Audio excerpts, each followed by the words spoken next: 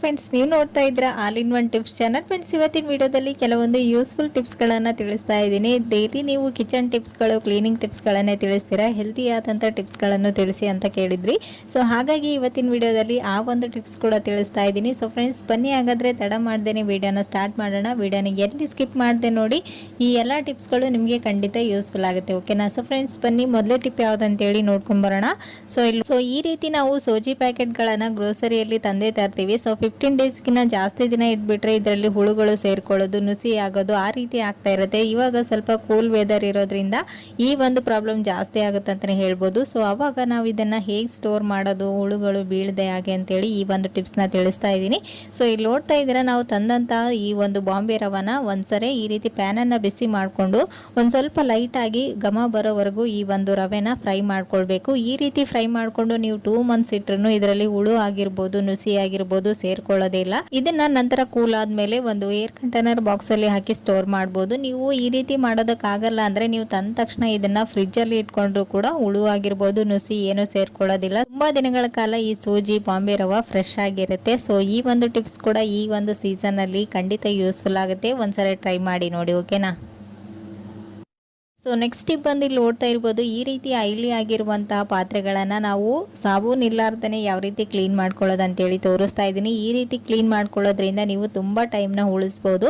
ಈ ರೀತಿ ಜಿಡ್ಡಾಗಿರುವ ಪಾತ್ರೆಗಳನ್ನು ಕ್ಲೀನ್ ಮಾಡ್ಕೊಳ್ಳೋಕೆ ಹೋದರೆ ಸ್ಕ್ರಬ್ಬರ್ ಎಲ್ಲನೂ ವೇಸ್ಟ್ ಆಗ್ತಾ ಇರುತ್ತೆ, ಹಾಗೆಯೇ ಸಾಬೂನು ಕೂಡ ವೇಸ್ಟ್ ಆಗ್ತಾ ಇರುತ್ತೆ. ಸೊ ಆವಾಗ ನೀವು ಈ ಒಂದು ಟಿಪ್ಸ್ನ ಟ್ರೈ ಮಾಡ್ಬೋದು. ಜಸ್ಟ್ ಆಯಿಲಿ ಆಗಿರುವಂಥ ಪಾತ್ರೆಗಳ ಮೇಲೆ 1 ಟೇಬಲ್ ಸ್ಪೂನಷ್ಟು ಈ ಹಿಟ್ಟನ್ನು ಹಾಕ್ಬೋದು. ಯಾವ ಹಿಟ್ಟಾದ್ರೂ ಈ ರೀತಿ ಹಿಟ್ಟನ್ನು ಹಾಕಿ ಇದನ್ನು ರಬ್ ಮಾಡಿಕೊಂಡು ನೀವು ಈ ಹಿಟ್ಟನ್ನು ತೆಗೆಯೋದ್ರಿಂದ ಇದರಲ್ಲಿ ಎಷ್ಟು ಆಯಿಲಿ ಇದ್ರೂ ಅದೆಲ್ಲನೂ ರಿಮೂವ್ ಆಗಿಬಿಡುತ್ತೆ. ನೀವು ಈಸಿಯಾಗಿ ಇದನ್ನು ಕ್ಲೀನ್ ಮಾಡ್ಕೊಳ್ಬೋದು. ಜಸ್ಟ್ ನೀರು ಸ್ವಲ್ಪ ಮಣ್ಣು ಹಾಕಿ ತಿಕ್ಕಿದ್ರೂ ಹೋಗ್ಬಿಡುತ್ತೆ. ಇದಕ್ಕೆ ಸಾಬೂನು ಬೇಕಂತೇನೇ ಇಲ್ಲ, ಸ್ವಲ್ಪ ಸಾಬೂನು ಹಚ್ಚಿದ್ರೂ ಬೇಗನೆ ಕ್ಲೀನ್ ಆಗುತ್ತೆ. ಒಂದು 10 ಮಿನಿಟ್ಸಲ್ಲಿ ಮಾಡುವಂಥ ಕೆಲಸನ ನೀವು 5 ಮಿನಿಟ್ಸಲ್ಲೇ ಮುಗಿಸ್ಬೋದು. ಸೊ ಈ ಒಂದು ಟಿಪ್ಸ್ ಖಂಡಿತ ಯೂಸ್ಫುಲ್ ಆಗುತ್ತೆ, ಟ್ರೈ ಮಾಡಿ ನೋಡಿ. ಸೊ ನೋಡ್ತಾ ಇರ್ಬೋದು ಇಲ್ಲಿ ಪಾತ್ರೆಗಳು ಎಷ್ಟು ಕ್ಲೀನ್ ಆಗಿದೆ ಅಂತ. ಸೊ ಮನೆಯಲ್ಲಿ ನಾವು ಏನಾದರೂ ಫ್ರೈ ಮಾಡ್ತಾನೆ ಇರ್ತೀವಿ. ಸೊ ಅವಾಗ ಜಾಸ್ತಿ ಪಾತ್ರೆಗಳಿದ್ರೆ ಜಾಸ್ತಿ ಟೈಮ್ ವೇಸ್ಟ್ ಆಗ್ತಾ ಇರುತ್ತೆ. ಸೊ ಆವಾಗ ಈ ಒಂದು ಟಿಪ್ಸ್ನ ಟ್ರೈ ಮಾಡಿ ನೋಡಿ, ಓಕೆನಾ?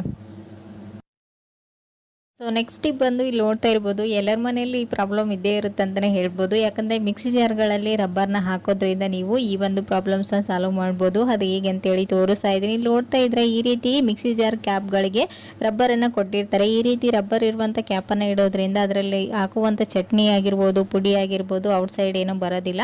ಸೊ ಈ ಒಂದು ರಬ್ಬರ್ ಬೇಗನೆ ರಿಮೂವ್ ಆಗ್ತಾ ಇರುತ್ತೆ ಸ್ವಲ್ಪ ದಿನ ಯೂಸ್ ಮಾಡಿದ ನಂತರ. ಸೊ ಇದನ್ನು ನೀಟಾಗಿ ಯಾವ ರೀತಿ ಇಟ್ಕೊಳ್ಳೋದಂದರೆ ಈ ರೀತಿ ನಾನು ವಿಡಿಯೋದಲ್ಲಿ ತೋರಿಸ್ದಾಗೇ ಈ ರಬ್ಬರ್ ಒಳಗಡೆ ನೀವು ಈ ರೀತಿ ರಬ್ಬರ್ನ ಹಾಕೋದ್ರಿಂದ ಇದು ನೀಟಾಗಿ ಕೂತ್ಕೊಳ್ಳುತ್ತೆ. ನೀವು ತೆಗಿಯೋವರೆಗೂ ಅದು ಔಟ್ಸೈಡ್ ಬರೋದಿಲ್ಲ. ಹಾಗೇನೆ ಈ ಮಿಕ್ಸಿ ಜಾರಲ್ಲಿ ಹಾಕಿರುವಂಥ ಚಟ್ನಿ ಪುಡಿಗಳಾಗಿರ್ಬೋದು ಏನು ಔಟ್ಸೈಡ್ ಬರೋದಿಲ್ಲ. ರಬ್ಬರ್ ಹಾಳಾದ್ರಲ್ವಾ ಅದು ಔಟ್ಸೈಡ್ ಬರೋದು.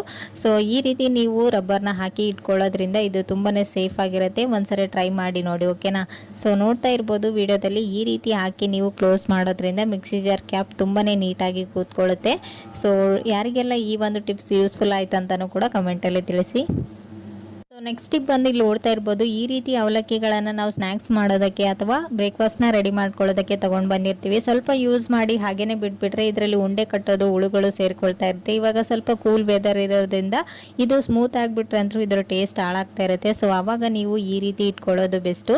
ಸೊ ಇಲ್ಲಿ ನೋಡ್ತಾ ಇದ್ರೆ ನಾನು ಇದರಲ್ಲಿ ಒಂದು 5-6 ಬ್ಯಾಡಗಿ ಮೆಣಸಿನ್ಕಾಯಿನ ಹಾಕ್ತಾ ಇದ್ದೀನಿ. ಇದರ ಸ್ಮೆಲ್ಗೆ ಇದರಲ್ಲಿ ಹುಳುಗಳು ಸೇರ್ಕೊಳ್ಳೋದು ಅಥವಾ ನುಸಿ ಆಗೋದು ಏನೂ ಆಗೋದಿಲ್ಲ. ಸೊ ಹಾಗಾಗಿ ನಾನು ಈ ಒಂದು ಒಣ ಮೆಣಸಿನ್ಕಾಯಿನ ಹಾಕಿ ಇಡ್ತಾ ಇದ್ದೀನಿ. ನಂತರ ಇದನ್ನ ಈ ರೀತಿ ನೀವು ನೀಟಾಗಿ ಕ್ಲೋಸ್ ಮಾಡ್ಕೊಳ್ಬೇಕು. ವಿಡಿಯೋದಲ್ಲಿ ತೋರಿಸಿದಾಗೇನೆ ನೀಟಾಗಿ ಕ್ಲೋಸ್ ಮಾಡಿಕೊಂಡು ಮನೆಯಲ್ಲಿ ಎಕ್ಸ್ಟ್ರಾ ಪಿನ್ಗಳಂತೂ ಇದೇ ಇರುತ್ತೆ. ಈ ರೀತಿ ಟಿಕ್ ಟಾಕ್ ಪಿನ್ಗಳನ್ನು ನೀವು ಸೈಡಲ್ಲಿ ಈ ರೀತಿ ನೀವು ಇದನ್ನ ಕ್ಲೋಸ್ ಮಾಡ್ಕೊಳ್ಳೋದ್ರಿಂದ ಇದರಲ್ಲಿ ಗಾಳಿ ಏನು ಹೋಗೋದಿಲ್ಲ. ಅವಾಗ ಇದು ಫ್ರೆಶ್ ಆಗಿ ಚೆನ್ನಾಗಿರುತ್ತೆ. ನೀವು ಯಾವಾಗ ಯೂಸ್ ಮಾಡಿದ್ರೂ ಇದು ಟೇಸ್ಟಿಯಾಗಿ ಚೆನ್ನಾಗಾಗುತ್ತೆ. ಸೊ ಯಾವಾಗಲೂ ನೀವು ಹಾಗೇನೆ ಇಟ್ಕೊಂಡು ಇದನ್ನ ವೇಸ್ಟ್ ಮಾಡಿ ಬಿಸಾಕೋದಕ್ಕಿಂತ ಈ ರೀತಿ ಒಂದ್ಸರಿ ಟ್ರೈ ಮಾಡಿ ನೋಡಿ, ಓಕೆನಾ? ಸೊ ನೋಡ್ತಾ ಇರ್ಬೋದು ವಿಡಿಯೋದಲ್ಲಿ ಎಷ್ಟು ನೀಟಾಗಿ ಕಾಣಿಸ್ತಾ ಇದೆ ಅಂತ. ಸೊ ನೀವು ಅಡುಗೆ ಮಾಡೋದಲ್ಲದೆ ಈ ರೀತಿ ಸಾಮಾನುಗಳನ್ನು ನೀವು ಕ್ಲೀನ್ ಆಗಿ ಇಟ್ಕೊಳ್ಳೋದ್ರಿಂದನೂ ಕೂಡ ಹಣನ ಉಳಿಸ್ಬೋದು, ಓಕೆ? ಸೊ ನೆಕ್ಸ್ಟ್ ಟಿಪ್ ಬಂದು ಹೆಲ್ದಿ ಟಿಪ್ ಅಂತಾನೆ ಹೇಳ್ಬೋದು. ಸೊ ಟೀ ಕುಡಿಯೋದು ಯಾರಿಗೆಲ್ಲ ಅಭ್ಯಾಸ ಇದೆ, ಟೀ ಲವರ್ ಇರ್ತಿರಲ್ವಾ, ಅವರು ಟೀನ ಜಾಸ್ತಿನೇ ಕುಡಿತಾ ಇರ್ತಾರೆ ದಿನದಲ್ಲಿ. ಇವಾಗಂತೂ ಕೂಲ್ ವೆದರ್ ಇರೋದ್ರಿಂದ ಇನ್ನು ಸ್ವಲ್ಪ ಜಾಸ್ತಿನೇ ಟೀ ಕುಡಿತಾ ಇರ್ತಾರೆ. ಆದರೆ ಯಾವುದು ಓವರ್ ಆದರೆ ಆರೋಗ್ಯಕ್ಕೆ ಒಳ್ಳೆಯದಲ್ಲ. ಸೊ ಅವಾಗ ನೀವು ಟೀ ಕುಡಿಯೋರು ಈ ಒಂದು ಟಿಪ್ಸ್ನ ಟ್ರೈ ಮಾಡಲೇಬೇಕು. ಹೇಗಂತೇಳಿ ತೋರಿಸ್ತಾ ಇದ್ದೀನಿ. ಇಲ್ಲಿ ನೋಡ್ತಾ ಇದ್ರೆ ಹಲವಾರು ಬ್ರ್ಯಾಂಡ್ಗಳ ಟೀ ಪೌಡರ್ ಇವಾಗ ಇವಾಗ ಅವೈಲೇಬಲ್ ಇದೆ. ಯಾವುದ್ಯಾವುದು ತಂದು ನೀವು ಯೂಸ್ ಮಾಡುವಾಗ ಈ ಒಂದು ಟಿಪ್ಸ್ನ ಟ್ರೈ ಮಾಡಿ ನೋಡಿ. ಸೊ ಇಲ್ಲಿ ನೋಡ್ತಾ ಇದ್ರೆ ಯಾವುದು ಟೀ ಚೆನ್ನಾಗಿರುತ್ತೆ ಟೀ ಪೌಡರ್ ಅಂತೇಳಿ ನಾನು ತೋರಿಸ್ತಾ ಇದ್ದೀನಿ. ಸೊ ಇಲ್ಲಿ ನೋಡ್ತಾ ಇದ್ರೆ ನಾನು 2 ಥರದ ಟೀ ಪೌಡರ್ಗಳನ್ನು ತೊಗೊಂಡಿದ್ದೀನಿ. ಇಲ್ಲಿ 2 ಬೌಲಲ್ಲಿ ನೀರನ್ನು ತಗೊಂಡು ಅದರಲ್ಲಿ ನಾವು ಈ ಒಂದು ಟೀ ಪೌಡರ್ನ ಹಾಕ್ಕೊಳ್ಬೇಕು. ಇಲ್ಲಿ ನಾನು ಔಟ್ಸೈಡ್ ಎಲ್ಲ ಸಿಗುತ್ತಲ್ವ ಕುಲ್ಲರ್ ಟೀ ಪುಡಿ ಅಂತ ಹೇಳ್ತೀವಿ, ಅದನ್ನು ಒಂದು ಸೈಡ್ ಹಾಕಿದ್ದೀನಿ. ಹಾಗೆಯೇ ಬ್ರ್ಯಾಂಡೆಡ್ ಇರುತ್ತಲ್ವ ಅದೆಲ್ಲನೂ ಅಗ್ಮಾರ್ಕ್ ಇರುವಂತಹ ಒಂದು ಬ್ರ್ಯಾಂಡಿನ ಟೀ ಪುಡಿಯನ್ನು ಹಾಕಿದ್ದೀನಿ. ನಾನು ಇದೇ ಅದು ಅಂತ ಹೇಳ್ತಾ ಇಲ್ಲ, ಬಟ್ ನೀವು ತಂದಾಗ ಈ ಒಂದು ಟಿಪ್ಸ್ನ ಚೆಕ್ ಮಾಡಿ ನೋಡಬೇಕು. ಆವಾಗನೇ ನಿಮಗೆ ಹೆಲ್ತಿಗೆ ಒಳ್ಳೆಯದು. ಯಾಕಂದರೆ ಇದು ಟೀಗೆ ಕಲರ್ ಬಂದ್ರೇ ನಾವು ಟೀ ಚೆನ್ನಾಗಿದೆ ಅಂತ ಹೇಳ್ತೀವಿ. ಹಾಗಾಗಿ ಅದರಲ್ಲಿ ಜಾಸ್ತಿ ಕೆಮಿಕಲ್ ಇರುವಂಥ ಫುಡ್ ಕಲರ್ನ ಯೂಸ್ ಮಾಡಿರ್ತಾರೆ. ಸೊ ನಾವು ಟೀ ಕುಡಿಯೋದ್ರಿಂದ ಅದು ನಮ್ಮ ದೇಹಕ್ಕೆ ಇಂಡೈರೆಕ್ಟ್ ಆಗಿ ಸೇರ್ಕೊಳ್ಳೋದ್ರಿಂದ ಹೆಲ್ತ್ ಕೂಡ ಹಾಳಾಗ್ತಾ ಇರುತ್ತೆ. ಸೊ ನೀವು ತಂದಾಗ ಈ ರೀತಿ ಒಂದು ಟಿಪ್ಸ್ನ ಟ್ರೈ ಮಾಡಿ ನೋಡಿ. ಸೊ ನೋಡ್ತಾ ಇರ್ಬೋದು ಇಲ್ಲಿ ನಾನು ಕುಲ್ಲ ಟೀ ಪುಡಿನ ಹಾಕಿದ್ದೀನಿ. ಎಷ್ಟು ಕಲರ್ ಆಗಿ ಕಾಣಿಸ್ತಾ ಇದೆ ಅಂತ. ನಾನು ತಣ್ಣೀರನ್ನೇ ಹಾಕಿದ್ದೀನಿ. ಸೊ ಈ ರೀತಿ ಕಲರ್ ಬಂದಿದೆ. ಈ ಕಡೆ ಇರುವಂತಹ ಟೀ ಪುಡಿ ನೋಡ್ತಾ ಇರ್ಬೋದು ಕಲರ್ ಏನು ಬಂದಿಲ್ಲ.